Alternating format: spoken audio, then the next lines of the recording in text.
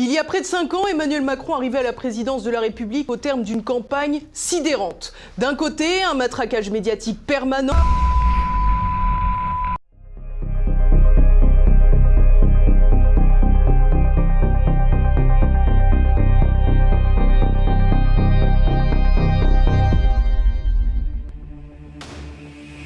2022 est l'année de tous les dangers.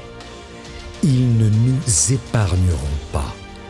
En cette année décisive, TV Liberté est votre arme, le fer de lance de vos idées.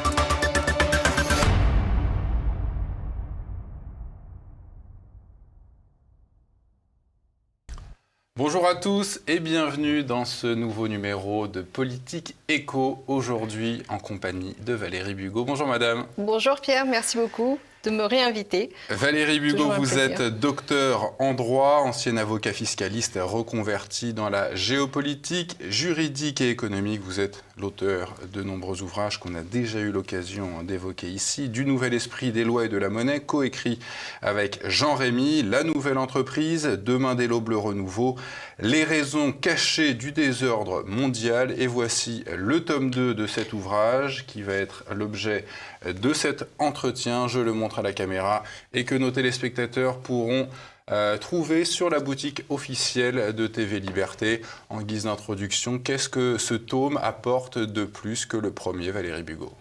Alors, dans le premier tome, j'expliquais en fait les démarches, la méthodologie qui permet de comprendre le rapport de force au niveau international je décrivais les règles de fonctionnement du système économique global. J'abordais plusieurs sujets, le droit, j'abordais évidemment les paradis fiscaux, l'entreprise, j'abordais des sujets très variés, mais qui permettent de se faire une idée d'ensemble, selon lequel, en réalité, les règles de fonctionnement réel du monde dans lequel nous vivons n'ont strictement rien à voir avec ce qu'on apprend à l'école ou ce qui existe dans l'inconscient collectif. Donc ça, c'était le sujet du tome 1. Et le tome 2, j'insiste beaucoup plutôt sur l'inanité, en réalité, du système politique dans lequel nous vivons, du régime politique, qui est un régime qui n'est pas politique mais économique. Et ce tome 2 est vraiment axé autour des institutions et de de l'imposture que ces institutions représentent, et pour dériver sur le fait qu'aujourd'hui, elles ne sont plus mises en œuvre. Nous sommes dans un vide juridique, un vide institutionnel, qui en fait est l'antichambre de la suite, qui ne sera très probablement pas français. Alors Valérie Bugeaud, le préfacier de ce nouvel ouvrage n'est autre que le professeur Christian Perron, qui s'est fait connaître du grand public depuis l'arrivée de cette maladie, le Covid-19. Il part d'un constat simple: la gestion du Covid a été excellente dans les pays pauvres, catastrophique dans les pays riches.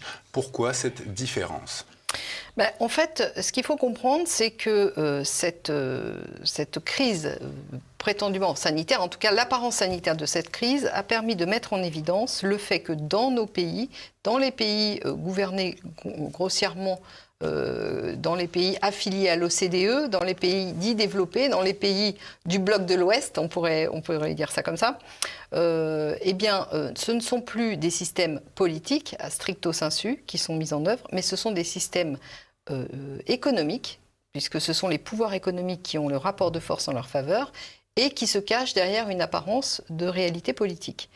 Donc, à partir du moment où cette crise est arrivée, nous avons pu constater officiellement cette réalité-là, puisque ce sont les décisions qui ont été prises au niveau politique, le sont sur des décisions centralisées par des organismes comme l'OMS, qui sont majoritairement financés par des fonds privés et par des intérêts privés, notamment via les États qui sont sous domination des intérêts privés des grandes entreprises et multinationales, le tout chapeauté par les banques.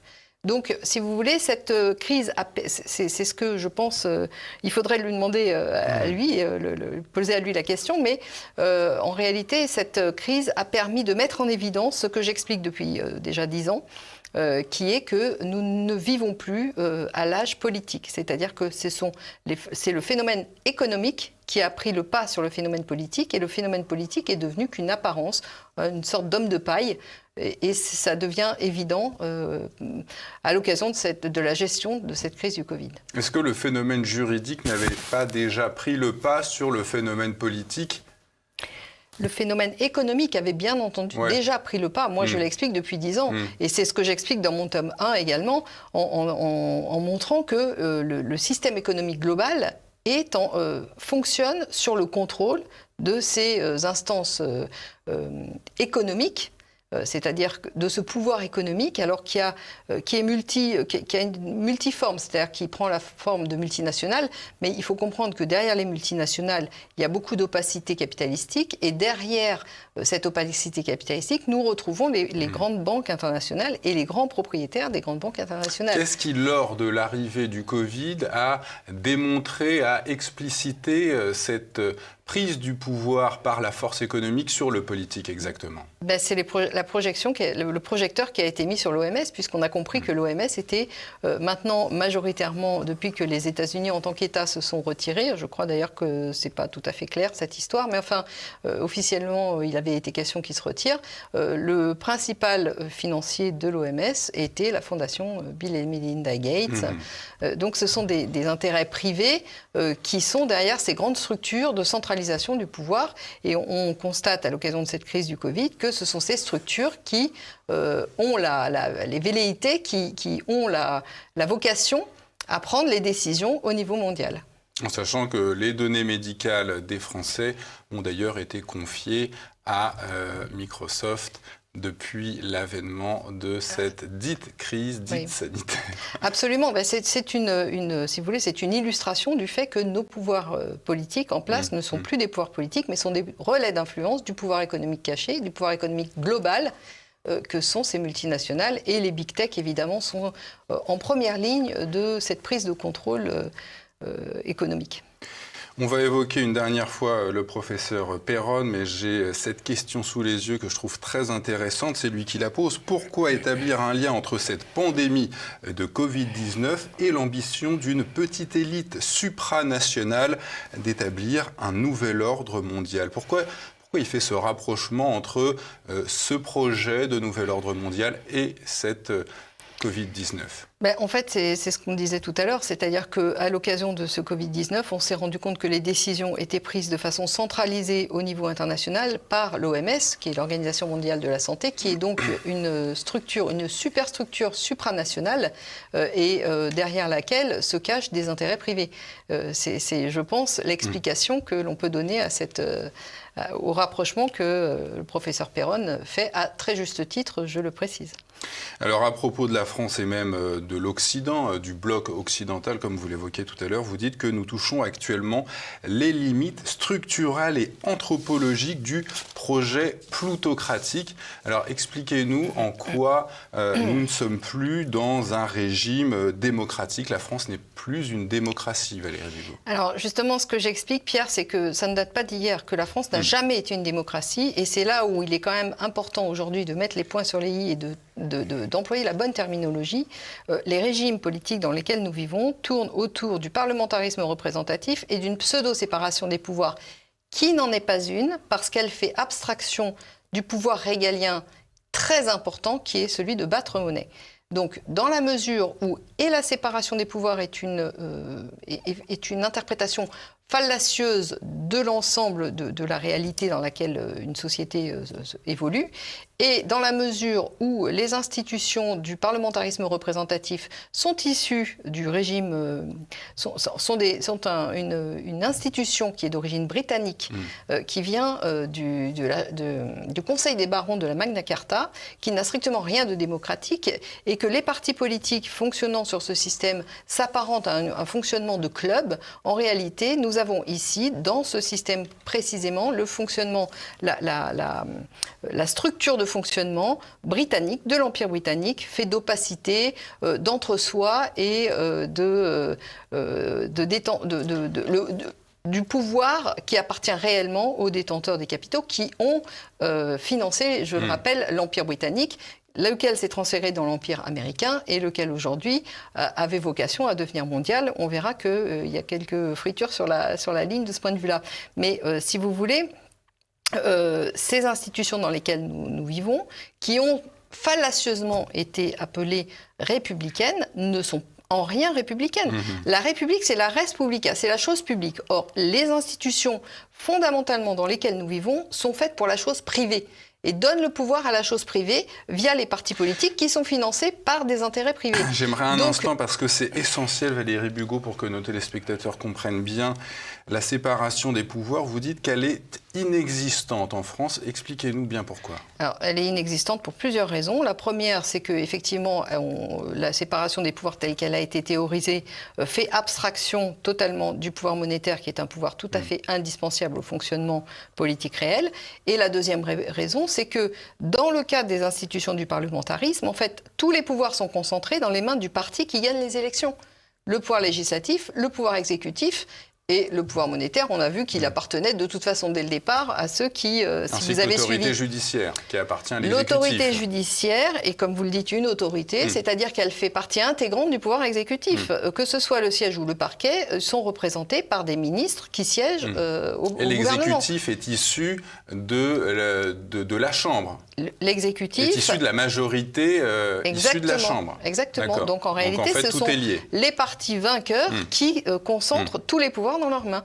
Donc nous ne sommes ni en démocratie, ni en république. Et c'est là où il faut quand même comprendre que le terme république est tout à fait inadapté. Nous sommes dans l'inversion du sens total. On a appelé république un régime qui est en réalité la chose privée, qui est fait pour donner le pouvoir à la chose privée. Donc on ne pourra jamais sortir de cette histoire tant qu'on ne nomme pas précisément les problèmes auxquels nous sommes confrontés. Nous ne vivons pas en république. Bien entendu, c'est la forme officielle qui a été mise en avant, mais ça ne correspond en aucune façon, notre régime politique intérieur n'a jamais correspondu à la res publica. Et ça, il faut que tout le monde en ait bien conscience. Et alors, on évoquait tout à l'heure ce mot de plutocratie. Vous l'évoquez dans cet ouvrage, Valérie Bugeaud. Le but ultime du système plutocratique est de façonner un individu isolé, fragile, sans volonté ni identité propre, limité à ses instincts primaires et dépendant de ses maîtres, ce qui correspond à la définition parfaite de l'esclavage. Absolument, mais vous savez que la plutocratie, c'est le pouvoir donné aux plus riches. Et quand vous donnez le pouvoir aux plus riches, ces derniers veulent être servis. Ils ne veulent pas être contestés. Donc ils ne vont pas mettre en avant des personnalités qui sont susceptibles de les contester. Et c'est là où on en arrive aussi de façon très intéressante au système de l'instruction publique, enfin qui n'est pas de l'instruction publique, qui est de l'éducation, donc de type autoritaire et dogmatique, et qui s'est totalement éloigné de ce qu'on pourrait appeler l'instruction publique, qui aurait pour objectif de développer l'individu, de valoriser tous les points forts de chacun des individus, alors que là, le système disons, d'éducation est fait pour rendre serviles, est fait pour rendre les gens dociles, pour les rendre soumis aux réalités qu'on leur impose, aux dogmes qu'on leur impose.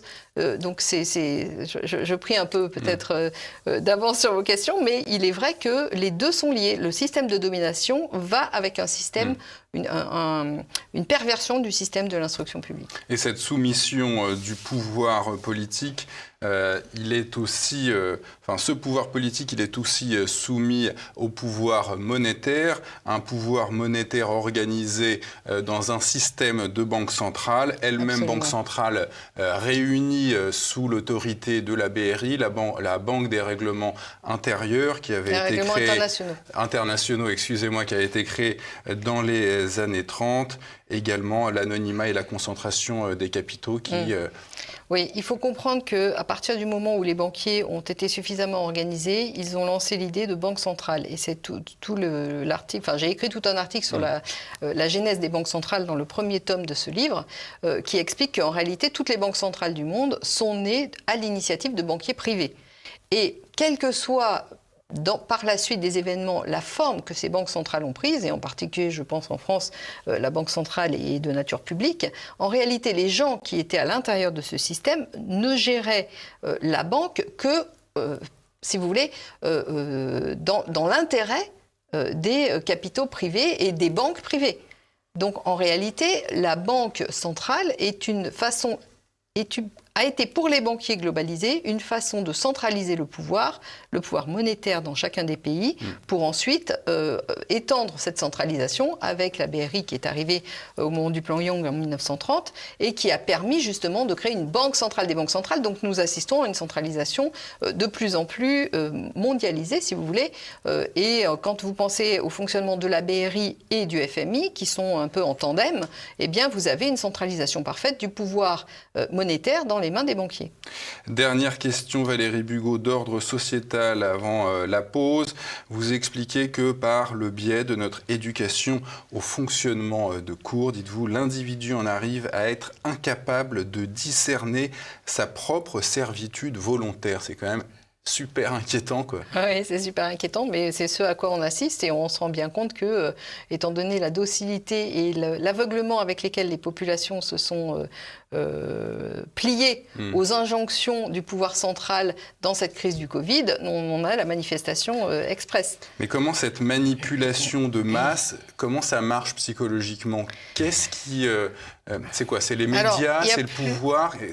Qu'est-ce qui rend les gens serviles, en fait? Oui, il y a plusieurs choses. Il y a le système d'instruction publique, au départ, qui rend les gens, qui a cassé la dynamique personnelle, c'est-à-dire de curiosité, de créativité, pour rentrer dans un moule de formatage idéologique. Ça, c'est la première étape.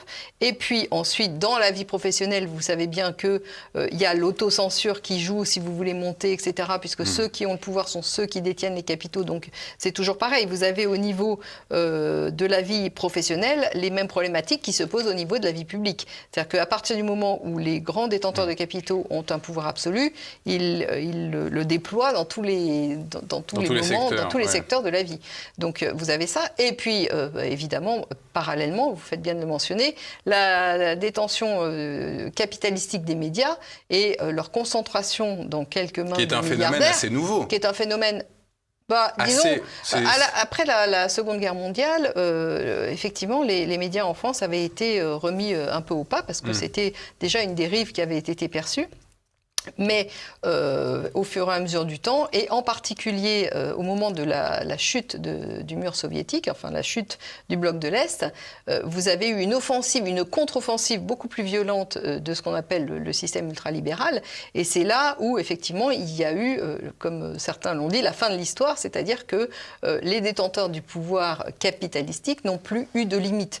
Et ils ont commencé donc à concentrer au maximum leurs actifs et les richesses de façon anonyme, bien entendu, c'est ce qu'on a déjà expliqué, ce que j'ai abondamment développé dans mon premier tome, de façon à finalement concentrer tous les pouvoirs. Et qu'est-ce qu'il y a de plus simple pour faire passer les dogmes et la propagande? C'est évidemment de détenir les moyens, les vecteurs de cette propagande. Et les vecteurs de cette propagande sont évidemment les médias. Alors c'est l'audio, c'est les médias vidéo, audio et les médias papier.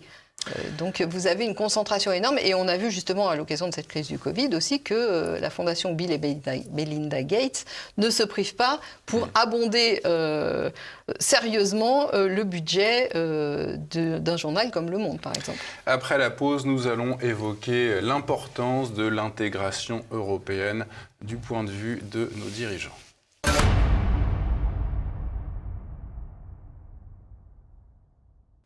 Parlons à présent un petit peu d'Europe, en tout cas d'Union européenne. On va commencer par vous citer Valérie Bugeaud. La méthode de gouvernement consiste à créer un climat de terreur permanent et généralisé autour du virus pour ensuite se montrer partiellement clément et finalement punir sévèrement les victimes ciblées.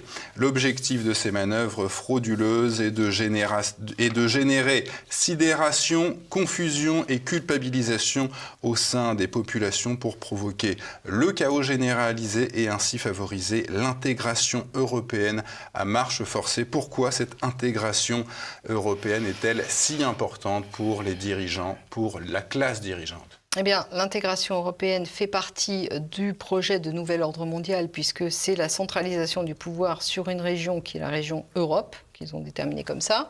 Donc ça, c'est le premier élément de réponse, c'est-à-dire que l'Union européenne fait partie d'un tout de contrôle par la banque, finalement, la grande banque, c'est-à-dire les grands détenteurs de capitaux, du pouvoir qu'ils veulent établir officiellement au niveau mondial. Il est évident que l'Union européenne a commencé comme une union de cartels. C'est une union, je dirais, à tendance éminemment commerciale. C'est une union d'intérêts capitalistiques et c'est une union d'intérêts financiers. Donc, si vous voulez, je ne sais pas si ça répond à votre question, mais c'est dans le cadre où l'Union européenne est une institution relais qui sera un des interlocuteurs privilégiés du pouvoir centralisé au niveau, enfin, qui devait être prévu comme étant le pouvoir centralisé au niveau mondial. C'est le laboratoire mondialiste, l'Union européenne. Absolument. Tout à fait. C'est le laboratoire globaliste des grands capitaux, en fait. On sait que la France va prendre la présidence tournante du Conseil de l'Union européenne à partir de du 1er janvier 2021. Valérie Bugeaud, comment l'exécutif va opérer cette intégration européenne forcée, dites-vous ? Mais justement, c'est là où il est intéressant d'observer les méthodologies qui ont été utilisées dans cette crise du Covid, qui génèrent une sidération des populations et qui a permis en fait de sortir des institutions politiques officielles que régissait la France, qui était officiellement la Ve République. On peut discuter longtemps sur le fait qu'elle soit encore la Ve, mais en tout cas, c'était la Constitution très largement modifiée, mais qui avait été initiée en 1958, qui était officiellement, qui gérait officiellement, en tout cas, qui représentait officiellement notre pays. À l'occasion de cette crise du Covid, nous sommes sortis en fait de ce fonctionnement institutionnel pour arriver dans une zone blanche juridique, un vide juridique, une zone de non-droit institutionnel, si vous voulez. Et comment a-t-on pu arriver à ça sans qu'il y ait de remous ? Eh bien justement, c'est par ces méthodes de sidération des populations, de formatage, de maltraitance des populations. On joue sur la peur, on joue sur la culpabilité, et donc ça a neutralisé, si vous voulez, les réactions qui auraient été normalement celles d'une population en bonne santé mentale, si je puis dire. Donc ça a permis de sortir de ces institutions pour aujourd'hui qu'on constate que nous avons déjà des journaux qui nous annoncent que l'entourage de Macron prévoit déjà de supprimer le Parlement. Le Parlement français, bien entendu. Donc, qu'est-ce qui a été dit sur ce projet de suppression du Parlement ? Il a été dit que l'entourage prévoyait, l'entourage de Macron commençait à prévoir la suppression du Parlement. Et effectivement, si vous reprenez en fait tous les discours de Macron depuis qu'il a été élu, il ne pense qu'à intégrer notre territoire dans les instances européenne, fédérale. Il n'y a pas, souvenez-vous, de souveraineté française. Il parle de souveraineté européenne. Il a quand même signé le traité d'Aix-la-Chapelle, le traité du Quirinal. Je dirais que toute l'idéologie de ce qui sert de gouvernement à la France aujourd'hui est tourné vers l'intégration européenne. Donc il est évident que pour arriver à cette intégration européenne, il faut quand même faire disparaître les instances fondamentales qui font que la France fonctionne de façon autonome, et le Parlement en fait partie. Donc il ne faut pas comprendre la disparition du Parlement comme un renouveau institutionnel, mais comme au contraire une crispation des rapports de force capitalistiques sur le dos des populations. Et donc, en réalité, c'est un pas en avant vers, effectivement, ce qu'on a appelé tout à l'heure l'Union européenne fédérale en tant que relais du gouvernement mondial. Mais vous dites, Valérie Bugeaud, quoi de plus facile que de faire basculer l'État français, qui n'existe plus, vers cette superstructure nationale? Quoi de plus facile? Il ne faut peut-être pas... Si, c'est-à-dire qu'il n'aurait pas été possible de faire basculer facilement, d'intégrer et de fusionner facilement des institutions françaises telles qu'elles existent dans les instances européennes. Mais à partir du moment où nous sommes sortis du fonctionnement institutionnel, où nous ne sommes plus régis par la Constitution, où les règles de fonctionnement du pouvoir en France n'est plus régie par la Constitution, tout devient beaucoup plus facile, beaucoup plus possible. En fait. Une fois que cette intégration européenne à marche forcée sera mise en place, quels seront les objectifs du projet in fine? Écoutez, ces objectifs sont tous sauf réjouissants, puisqu'on entend de plus en plus parler de l'Eurogenfor, de l'Euroforce, et vous avez compris que... Qu'est-ce que c'est que ces institutions, rapidement? C'est des institutions de forces de l'ordre européennes qui se substitueront aux forces de l'ordre nationales. Donc, si vous voulez, tout sera fédéralisé dans une union de torchons et de serviettes, parce que vous savez bien que les pays européens n'ont pas la même histoire, n'ont pas la même culture, n'ont pas la même capacité économique, n'ont pas la même capacité sociale. Enfin, c'est vraiment une alliance de torchons et de serviettes, que j'appelle torchons et serviettes. En fait, il faut comprendre que dans ce type de processus se pose un problème de légitimité des forces de l'ordre qui ne sont plus rattachées à une nation. Et il faut aussi comprendre que tout ce développement de type militaire ou en tout cas policiaro-militaire se fait dans le cadre dans lequel les États-Unis ne veulent plus porter seuls le financement de l'OTAN. Donc en réalité, nous allons assister à l'émergence d'une force européenne qui travaillera en partenariat très étroit avec l'OTAN pour développer cet empire financier apatride au service intégral de cet empire financier apatride et qui seront payés par le c'est bien le cas de le dire, contribuable des États membres. Vous comprenez? Donc en fait, c'est une imposture du début à la fin, c'est une imposture théorique, c'est une imposture financière, c'est une imposture militaire, c'est une imposture contractuelle, c'est une imposture institutionnelle. Dans le cadre de cette intégration européenne, vous évoquez la probable fédéralisation des dettes d'État. Vous dites, si l'Allemagne joue le jeu, qu'est-ce qui se passera si l'Allemagne ne joue pas le jeu? En fait, l'Allemagne va jouer le jeu parce que elle aura pris en garantie, si vous voulez, les patrimoines privés et nationaux des États qui se fédéraliseront.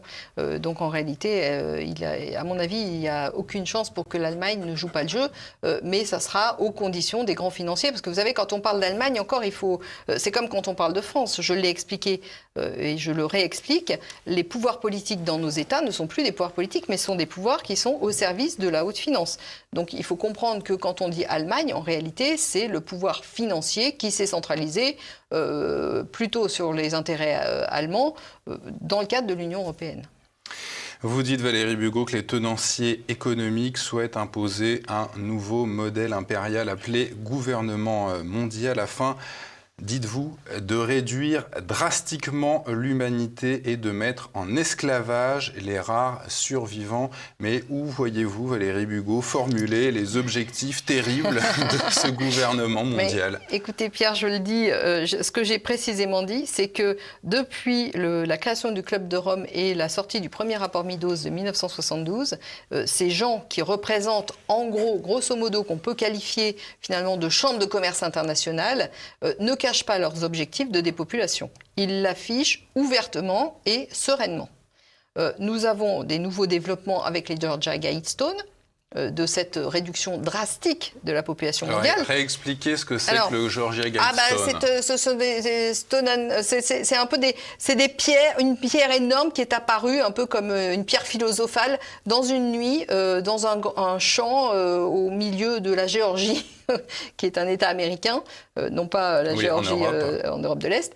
à l'Est, c'est la Géorgie américaine, et qui explique qu'il faut que la population mondiale soit limitée à 500 millions d'âmes si nous voulons pouvoir vivre en osmose avec la nature. Et personne ne sait qui a installé ça, qui a commandité ce monument. Il y a des théories qui circulent. Maintenant, moi, personnellement, je ne vais pas m'avancer parce que je ne sais pas personnellement qui a été à l'origine de cette supercherie, parce qu'il s'agit de ça. En tout cas, personne n'a fait enlever personne ne les a fait enlever, effectivement. Et alors, il y a une chose intéressante sur les Georgia Guidestones, c'est qu'il y a 8 langues, tous les commandements, parce que c'est une sorte de commandement à destination de l'humanité, ces commandements sont écrits en 8 langues, mais parmi les 8 langues, vous noterez qu'il n'y a pas le français. Or, le français est la 5e langue la plus parlée au monde. Donc, il y a bien évidemment quelque chose qui interpelle. On se dit que, quelque part, la France doit disparaître de leur modèle parce que, justement, nous sommes le contre-modèle. Et c'est justement parce que nous sommes, dans notre fonctionnement historique, un contre-modèle à ce que veulent nous imposer ces financiers apatrides, finalement, qui sont totalement sortis des contingences humaines, on peut dire, dans le sens où ils ne sont plus reliés aux intérêts traditionnels des gens communs, puisqu'ils ont acquis un pouvoir qui est un pouvoir économique tellement colossal.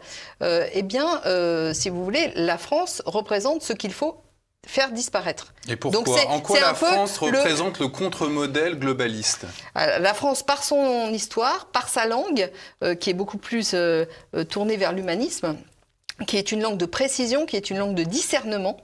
Contrairement à l'anglais, par exemple. Disons que c'est pas tout à fait ça. L'anglais, c'est une langue plutôt qui est plus dans l'action utilitariste, alors que le français est plutôt plus dans la réflexion et dans la composition d'ensemble. Enfin, vous voyez, qui est plus théorique. Langue écrite et langue parlée, quoi. Ouais. Non, c'est pas. Il s'agit pas d'utiliser le français non plus comme langue écrite. Non, le français permet le discernement parce que c'est une langue qui était très riche et justement dans un modèle de domination, le discernement est justement ce qu'il faut éviter. Donc, dans la mesure où vous avez une langue qui permet le discernement, qui a des références historiques solides et qui repose sur des fondations humanistes, il est bien évident que c'est tout ce qu'il faut abattre pour imposer une domination réelle. Donc le français, l'histoire de France, la structure de la langue, tout ça est très très attaqué chez nous, il faut le comprendre. Et donc c'est une illustration, si vous voulez, le fait que le français n'apparaisse pas sur ce monument philosophico, je ne sais pas trop comment l'appeler, religieux, le fait que le français n'apparaisse pas est un indice en soi que justement nous sommes le contre-modèle à ce qu'ils veulent imposer. Et par le biais de notre histoire de France, si nous voulions bien la réinvestir, parce que nous l'avons anéantie, nous sommes calqués sur le modèle britannique, qui est justement le modèle de ce type de non-civilisation, de ce type de développement qui est en réalité une régression formidable du développement humain. Cet esclavage, dites-vous, prendra la forme de la fusion des identités biologiques et numériques. Ça veut dire quoi, ça ? C'est pas moi qui le dis. C'est toutes les explications données par Klaus Schwab dans son fameux livre dans lequel il explique le grand reset, la grande réinitialisation, qui est en réalité un modèle transhumaniste de fusion des identités biologiques et numériques dans le cadre où toutes les données dématérialisées appartiendront à des entreprises privées et que ces données serviront de critères d'affectation monétaire, de critères de vie, de possibilités de développement. Donc vous vous mettez intégralement dans des mains qui sont des mains de détenteurs capitalistiques. Les grandes entreprises, derrière l'anonymat des multinationales, vous avez des personnes qui détiennent le contrôle de ces entreprises. Et ces personnes ne sont pas facilement discernables parce qu'elles sont cachées derrière un halo de structures elles-mêmes opaques qui vont elles-mêmes se cacher dans des paradis fiscaux qui aggrave encore l'opacité. Après la pause, en compagnie de Valérie Bugeaud, nous aborderons les composantes de ce nouvel ordre mondial, de ce gouvernement mondial, ainsi que l'antidote que propose Valérie Bugeaud à ce projet. À tout de suite.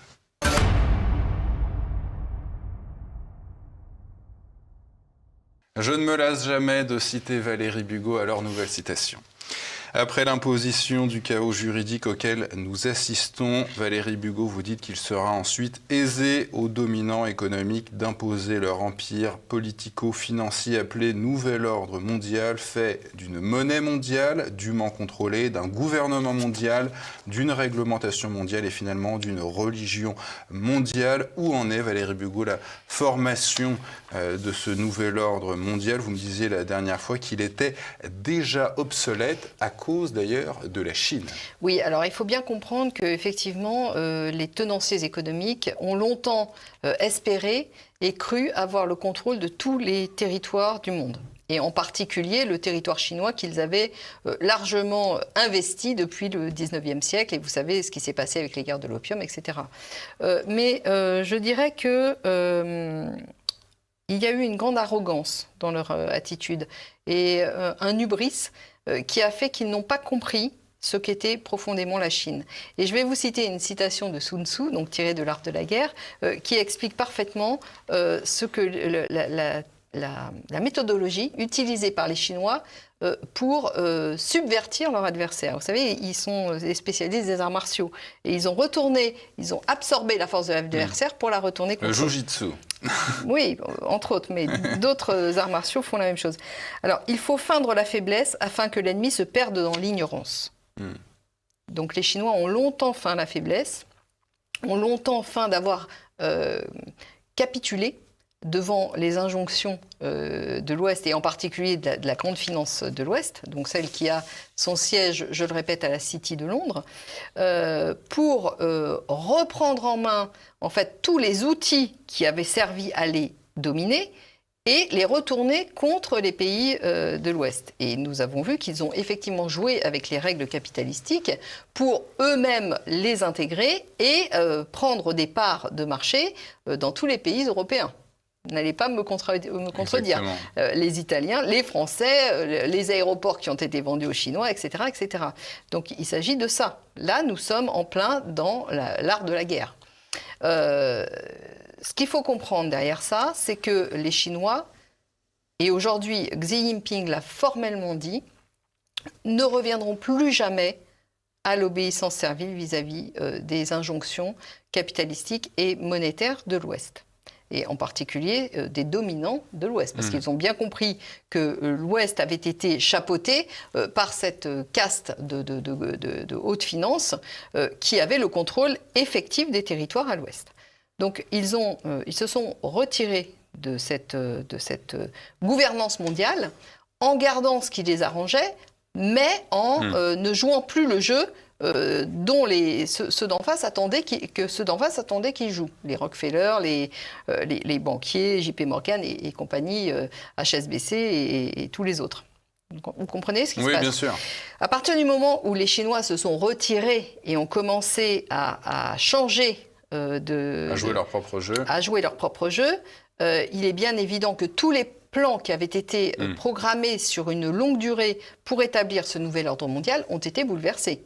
Ce qui explique que, et là je cite Rainer Fulmich qui disait que les histoires de Covid étaient préparées de longue date pour émerger en 2050, ont été profondément accélérées dans un contexte de guerre bactériologique et notamment de guerre. La guerre bactériologique, c'est un des versants de la guerre économique et de la guerre globale qui est en fait piloté par cette caste de financiers apatrides contre les pays qui ont eu l'audace de s'émanciper. Mais Valérie Bugeaud, c'est d'ailleurs une remarque que j'avais vue dans notre précédent entretien. Si la Chine est devenue l'anti-modèle au gouvernement mondial, est-ce que c'est le modèle sur lequel nous devons nous aligner pour échapper au gouvernement mondial ? Mais en aucune façon. En aucune façon. On ne doit s'aligner sur personne.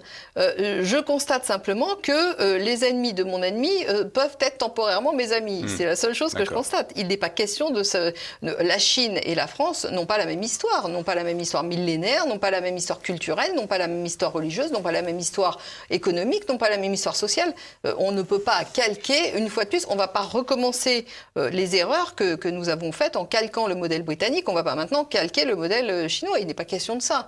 Mais simplement, il faut être capable d'analyser objectivement la situation d'ensemble pour être capable de se positionner. Si vous ne faites pas ça, vous ne comprenez rien. Et donc, vous ne pouvez pas vous positionner. L'OTAN, Valérie Bugeaud, dites-vous, a déclaré la Chine comme principale menace. Alors, on sait que les États-Unis et l'OTAN restent... Enfin, les États-Unis restent la première puissance militaire au monde, mais... Est-ce qu'on peut envisager une guerre entre les deux puissances chinoises et américaines dans une guerre chaude ?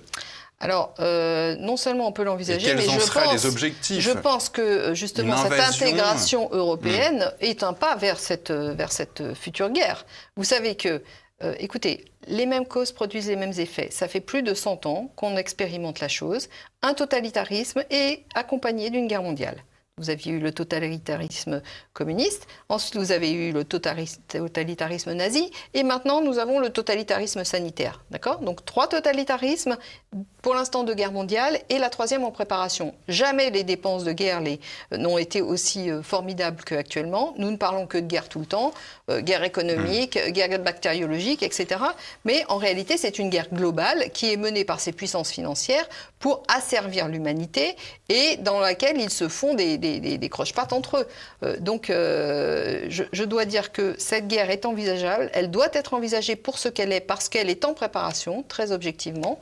Que quand vous parlez à des gens bien informés, ils vous disent que les armées de l'OTAN ne sont pas capables de gagner une guerre contre les armées russes et les armées chinoises, iraniennes et compagnie. Vous savez que je pense que parmi les 2 meilleures armées au monde, il y a les armées russes et les armées iraniennes. Les Chinois sont très en avance technologiquement, commencent à prendre de l'avance technologiquement. Au niveau militaire, je crois que l'avance, pour l'instant, appartient à la Russie. Mais comme la Russie et la Chine ont créé une alliance dans le cadre de l'OCS, une alliance militaire, de nature défensive, je le répète, contre les invasions et les velléités de domination des pays de l'OTAN, qui sont contrôlés par les grands capitaux, on est bien d'accord. L'OTAN est au service du grand capital international apatride. L'OTAN n'est pas au service d'un pays, d'un État national. Mais Valérie Bugeaud, on est quand même à l'ère nucléaire. Qu'est-ce que ça donnerait, une guerre entre puissances russes et américaines ou chinoises et américaines avec des bombes H qui peuvent tomber? C'est ça. Donc c'est ce qui retarde, à mon avis, les échéances parce qu'il y a des sujets, d'où l'émergence de la guerre bactériologique, je pense. Voilà. Donc ça fait partie des stratégies pour contourner ce problème effectivement majeur qui est le problème nucléaire, alors que quand même il faut garder à l'esprit que les Américains ont fait récemment des déclarations en disant que la guerre nucléaire n'était plus quelque chose qui n'était pas envisageable. On pouvait à nouveau l'envisager parce qu'il y a des armes nucléaires maintenant beaucoup plus... des mini-bombes nucléaires. Voilà, beaucoup plus, comment dirais-je, élaborées et précises que le nucléaire n'était il y a 50 ou à l'occasion de la Seconde Guerre mondiale. Faire un Hiroshima plus propre, quoi. Voilà, oui, enfin, en tout cas, peut-être plus localisé, je ne sais pas. En tout cas, il y a des développements technologiques qui font que cette guerre est maintenant envisageable et que les Américains eux-mêmes l'envisagent. Donc, il n'y a aucune raison pour que nous n'en tenions pas compte. Vous faites des propositions, et on en terminera là pour cet entretien, Valérie Bugeaud, pour sorte de proposition anti-nouvel ordre mondial.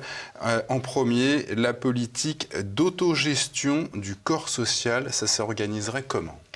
Alors, pourquoi j'ai fait ça ? Je n'ai pas de vision idéologique des institutions. Mais à partir du moment où mes études de décryptage et de compréhension du système, du fonctionnement du système global m'ont amené à comprendre quels étaient les piliers sur lesquels reposait cette domination de type capitalistique, il a été relativement facile pour moi de trouver l'opposé, la contrepartie, en tout cas les armes qui pouvaient être utilisées pour combattre efficacement l'adversaire. Et en l'occurrence, ça passe par une réappropriation des règles politiques par les populations. Et cette réappropriation passe nécessairement par la disparition du système des partis politiques et par la disparition du parlementarisme représentatif, assorti de cette pseudo-séparation des pouvoirs, qui n'en est pas une, comme j'ai essayé de vous le démontrer.